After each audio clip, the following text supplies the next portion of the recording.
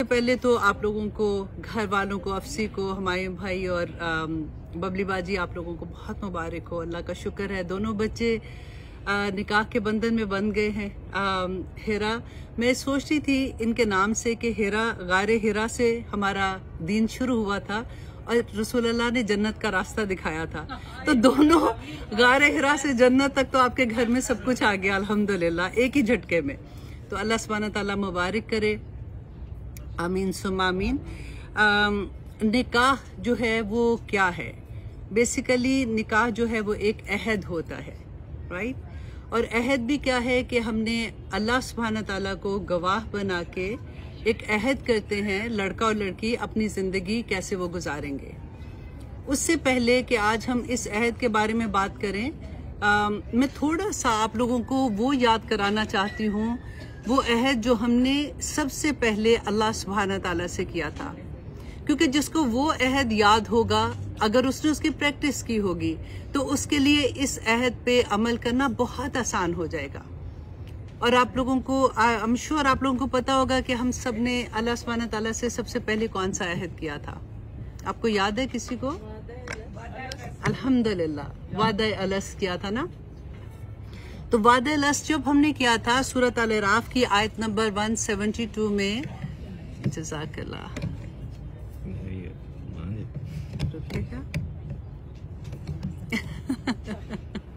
Okay, that's fine, that's fine, या।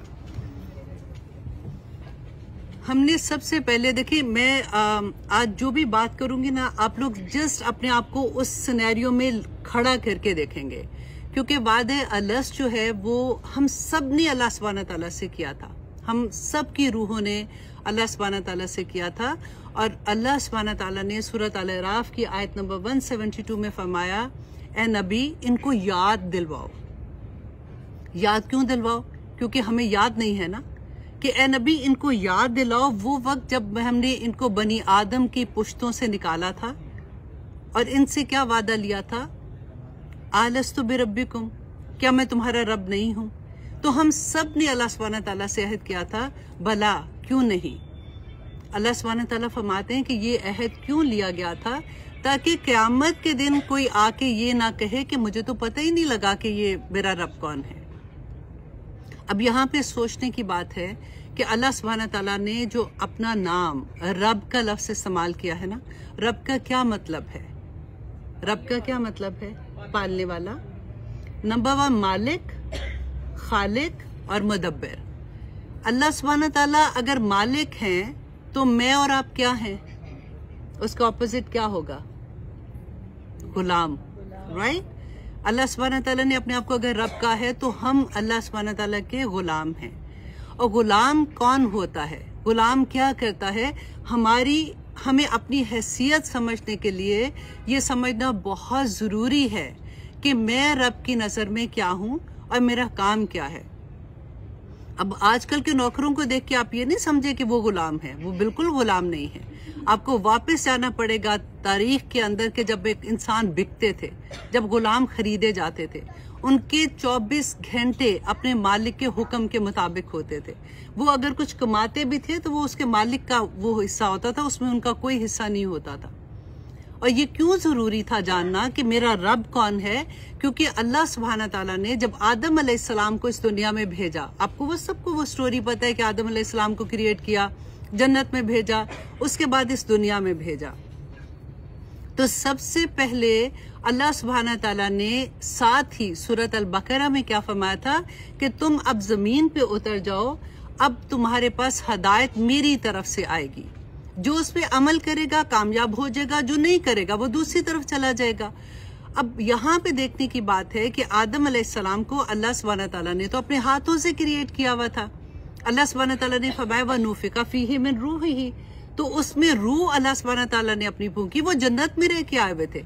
तो अल्लाह सुब्हानहू तआला कहते अच्छा जी, अब तुम दुनिया में जाओ, तुमने तो देख लिया तुमने कैसे अमल करना है, एक गलती हुई तुमने माफी मांग ली, अब गलती नहीं करना, चलो अब दुनिया में जाके अमल करो। ऐसा तो नहीं हुआ ना। अल्लाह सुब्हानहू तआला ने फरमाया कि अब हदायत हमारी तरफ से ऊपर से आएगी और उस पे जो अमल करेगा वही जन्नत का हकदार होगा। तो हमें ये देखना है कि क्या हम उस हदायत पे अमल कर रहे हैं। अब देखिए अल्लाह सुब्हानहू व तआला ने सूरत अल-अहज़ाब की आयत नंबर 72 में अल्लाह सुब्हानहू व तआला फरमाते हैं, इन्ना अरदनल अमानता अलस समावाति वल अर्दी वल जिबाल, कि हमने अपनी इमानत जो है वो आसमानों, जमीनों और पहाड़ों पर पेश की। अब गौर कीजिए इस एक आयत को, तो मैंने ये अमानत अपनी आसमान, जमीन और पहाड़ों पे पेश की। वो क्या इमानत थी? कुरान एक दीन था। उस वक्त तो आदम अलैहिस्सलाम के जमाने से आ रहा ना, वो ग्रैंड स्कीम के ये इंसान ने दुनिया में जाके अल्लाह के दीन को कैसे आगे पहुंचाना है, कैसे अमल करना है, जो अल्लाह सुब्हानहू व तआला की स्कीम थी। अल्लाह सुब्हानहू व तआला ने वो हर चीज पे, आसमान, जमीन और पहाड़ों पे पेश की। तो फिर क्या हुआ था? फ़अबैना अन यहमिलनाहा, उन्होंने इनकार कर दिया। Can you imagine? अल्लाह सुब्हानहू व तआला को उन्होंने इनकार कर दिया। व अशफकना मिनहा, और वो कांप उठे, डर गए। उन्होंने कहा नहीं नहीं नहीं अल्लाह सुब्हानहू व तआला एक्सक्यूज मी, हम ये बोझ नहीं उठा सकते। व हमलहल इंसान, अल्लाह फरमा रहे हैं कि इंसान ने उसको बोझ को उठाया। इन्नहु काना जुलूमन जहूला, कि वो ऐसा जालिम और जाहिल था। अब हम सोचते हैं या अल्लाह, एक तरफ तो हमने इतना काम किया कि किसी ने नहीं उठाया, हमने कहा हम उठाएंगे। अल्लाह सुब्हानहू व तआला कह रहे हो तुम तो जाहिल हो। ये वो जाहिल नहीं है जो उर्दू वाला जाहिल है। ये इसलिए कि अल्लाह सुब्हानहू व तआला ने फरमाया कि इसको पता ही नहीं था कि ये कितनी बड़ी जिम्मेदारी अपने सर पे उठा रहा है।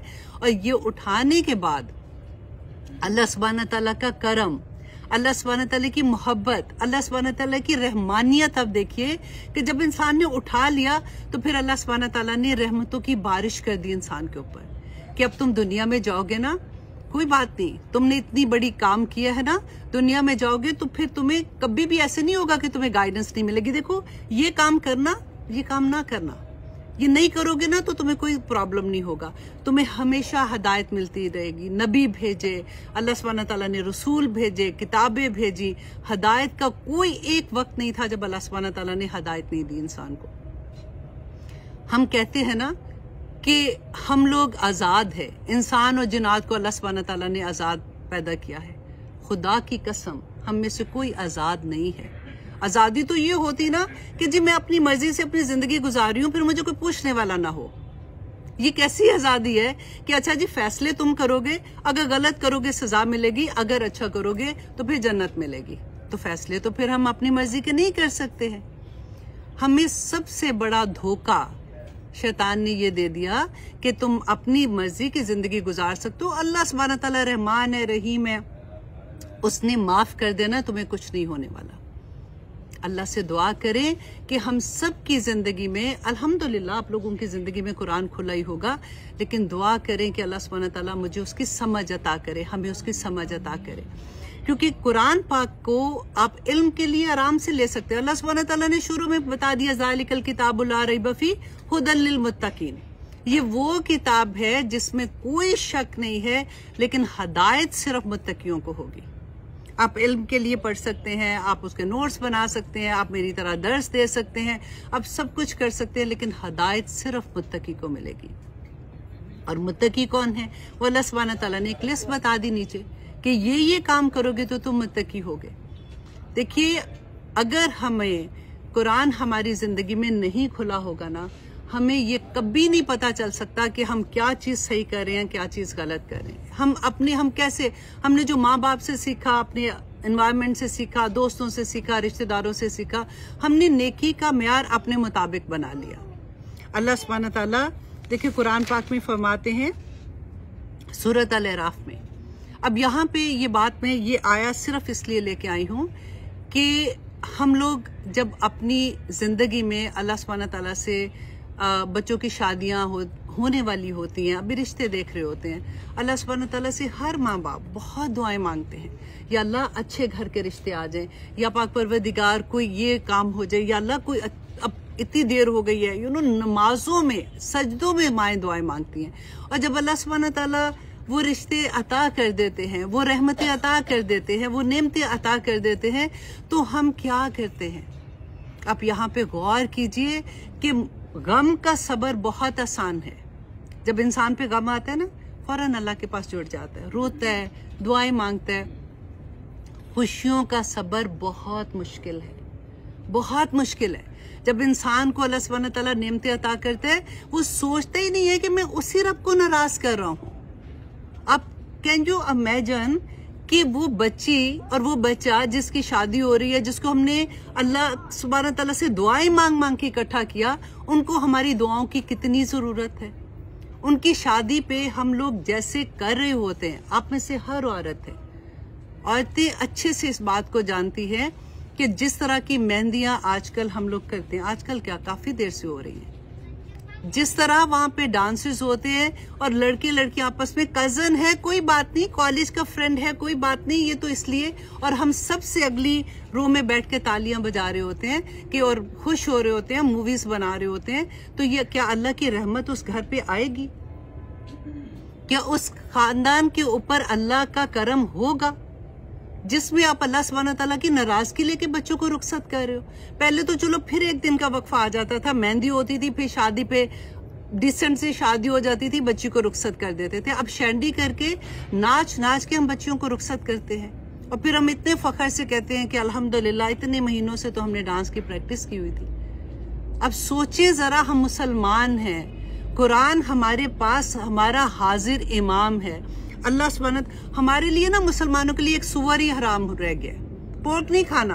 कोई मुसलमान वल्लाही पोर्क नहीं खाता, उसको पता है ये हराम है। उसके अलावा आपको कोई पता नहीं होता कि हमारे लिए अल्लाह सुब्हानहू तआला ने और हराम क्या है। शराब की भी बात करो तो इतने आराम से कहते किधर लिखा हुआ है हराम है, मना है तो कोई बात नहीं, मना तो अल्लाह को मना ही लेंगे जाके। अल्लाह सुब्हानहू तआला सूरत अल-अराफ की आयत नंबर 33 में फरमाते हैं, कुल कह दीजिए इन्नमा हर्रमा रब्बियल फवाहिश। गौर कीजिए, इन्नमा जो आता है ना, ये जोर देने के लिए आता है, ये मेरे रब का कलाम है, अल्लाह की बात है।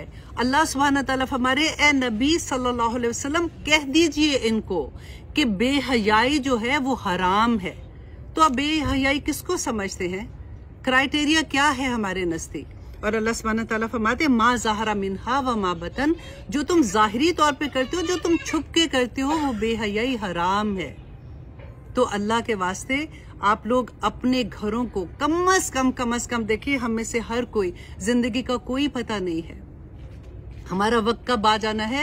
रसूलुल्लाह सल्लल्लाहु अलैहि वसल्लम ने फरमाया था कि इब्ने आदम अल्लाह के सामने से अपना पांव भी नहीं हटा सकेगा जब तक वो ये जवाब नहीं देगा कि उसने वक्त कहाँ गुजारा था, वो ये जवाब नहीं देगा उसने जवानी कहाँ पे गुजारी थी। उस वक्त का जवाब दे सकेंगे आप?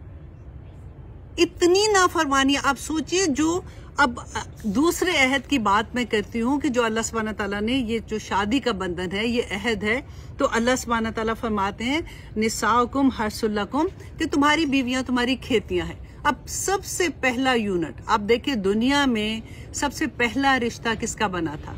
मियाँ बीवी का था ना, बाद में माँ का रिश्ता था, सब कुछ था। तो हमें लगता है कि हाँ क्या मतलब है, हम कैसे खेतियां हमें बना दिया। अब कभी किसी किसान से पूछे कि उसके लिए खेती क्या चीज होती है।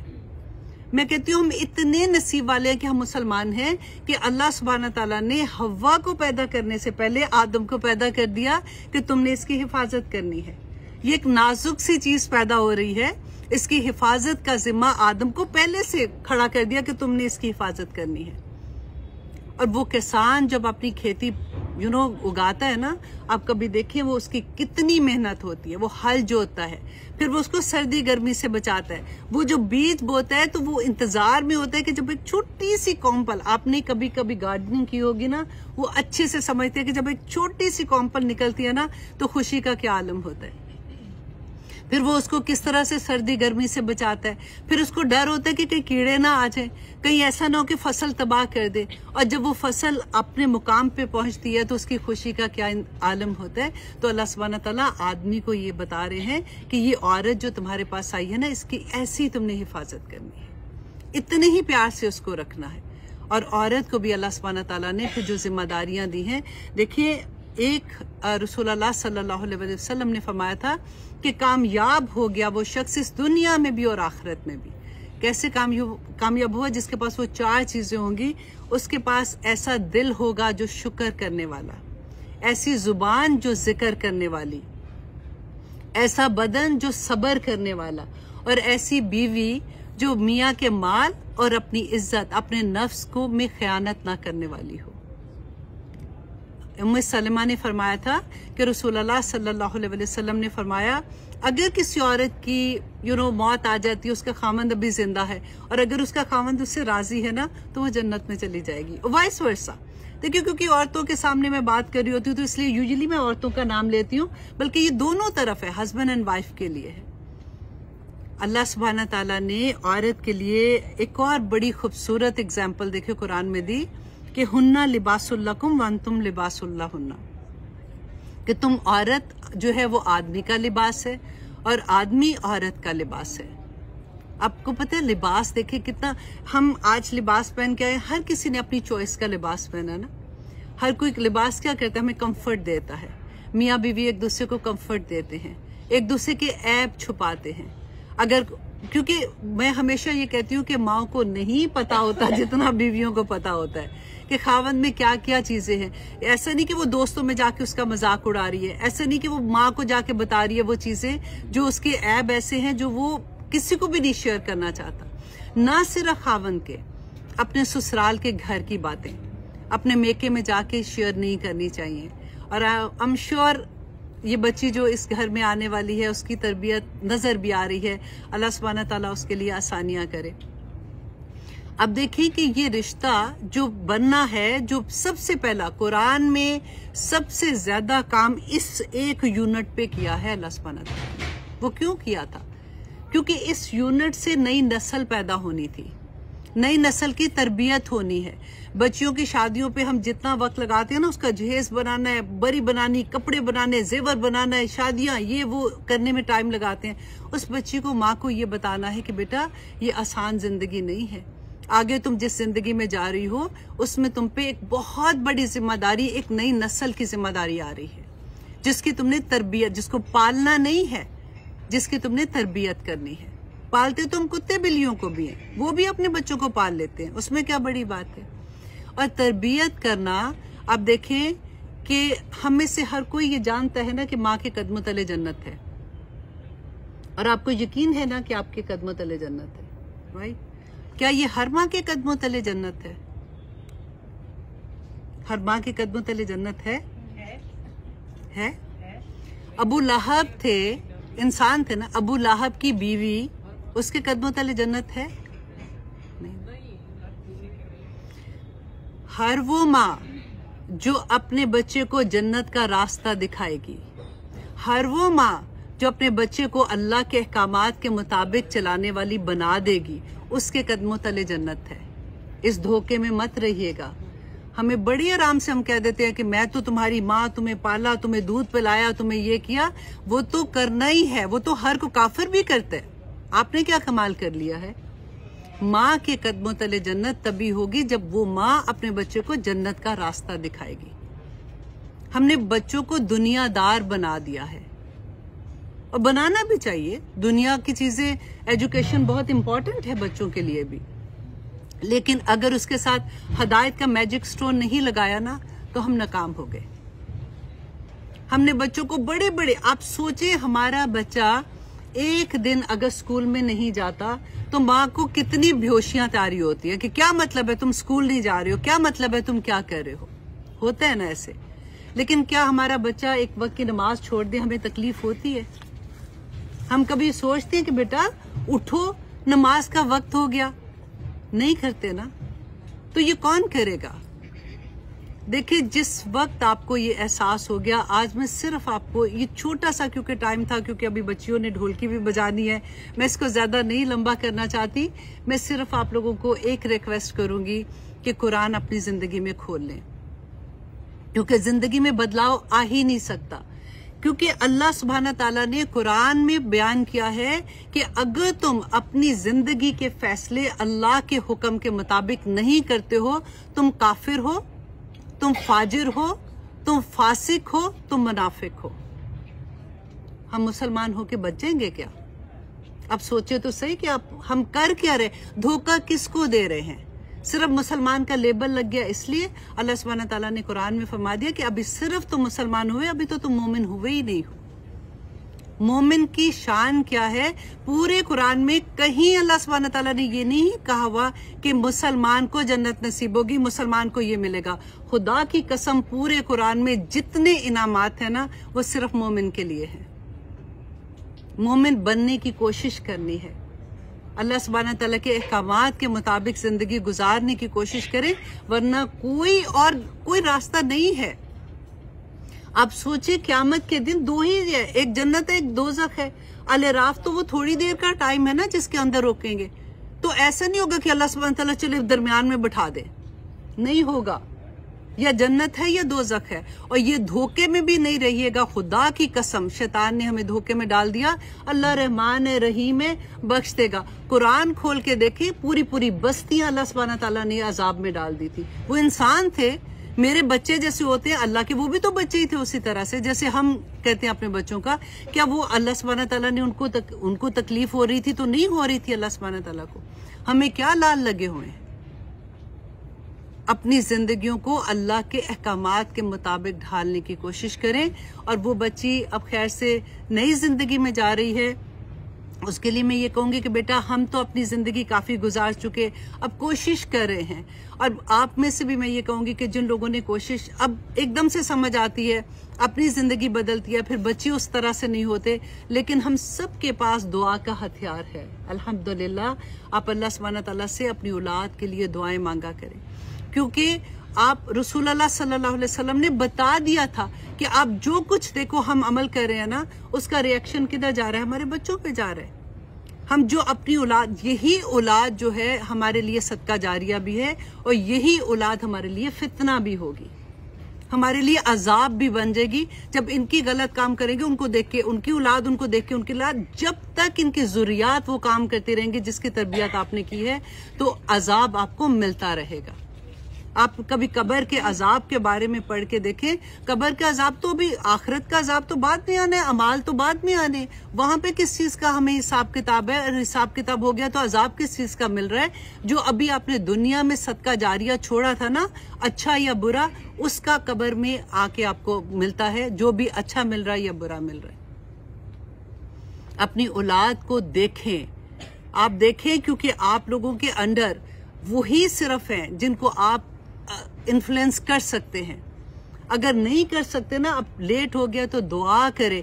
अगर आपके पास इतना भी वक्त नहीं है तो आप मुझे बताइए कि कुरान पाक में सूरह काफ में अल्लाह सुब्हान तआला ने फरमाया था, वह अबूहु सालेहा, याद है ना आप लोगों को? वो जब दीवार गिरी थी तो उन बच्चों की दीवार जब बनाई थी हजरत मूसा अलैहिस्सलाम ने, तो वो क्यों बनाई थी? क्योंकि नीचे खजाना था, डर था कि गांव के लोग आके वो खजाना ना ले ले। अब बाप मर गया है, कब का मरा हुआ है ना, तो अल्लाह सुब्हान तआला ने फरमाया उसकी दुआएं, उसका नेक अमल उसके बच्चों के आगे आ रहा है, तो क्या हमारे नेक अमल हमारे बच्चों के सामने नहीं आएंगे? इतनी दुआएं करके जाएं, इतनी दुआएं मांग के जाएं, क्योंकि आपको भी पता है, मुझे भी पता है, हमारे बच्चों के पास वक्त नहीं है।